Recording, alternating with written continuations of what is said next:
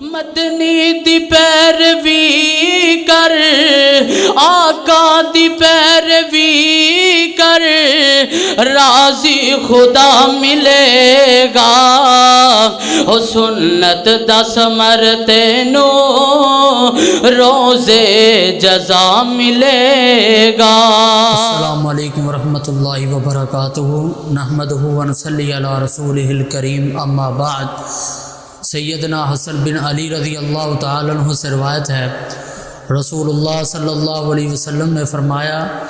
کہ جو شخص ہر فرض نماز کے بعد آیت الکرسی پڑھتا ہے، ہر فرض نماز کے بعد جو شخص آیت الکرسی پڑھتا ہے، کان فی ذمۃ اللہ الی الصلاۃ اخری، وہ آئندہ آنے والی فرض نماز تک وہ اللہ کے ذمے میں رہتا ہے، وہ اللہ کی نگرانی میں، اللہ کی ذمہ داری میں ہوتا ہے،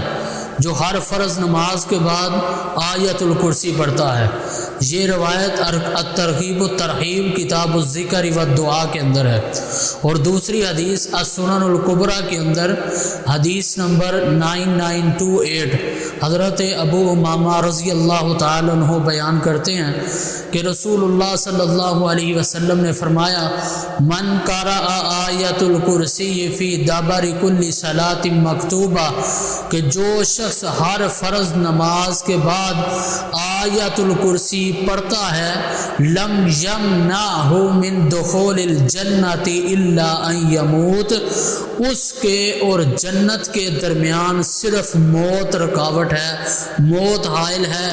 یعنی جو پورے عقیدے کے ساتھ، ایمان کے ساتھ ہر فرض نماز کے بعد آیت الکرسی پڑھتا ہے، اس کے اور جنت کے درمیان صرف یہ موت ہے، موت آئے گی تو اللہ تعالیٰ اس کو ادھر جنت کا داخلہ عطا فرما دیں گے۔ مدنی دی پیروی کر، آقا دی پیروی کر، راضی خدا ملے گا، او سنت دا ثمر تینو روزے جزا ملے گا۔ کئی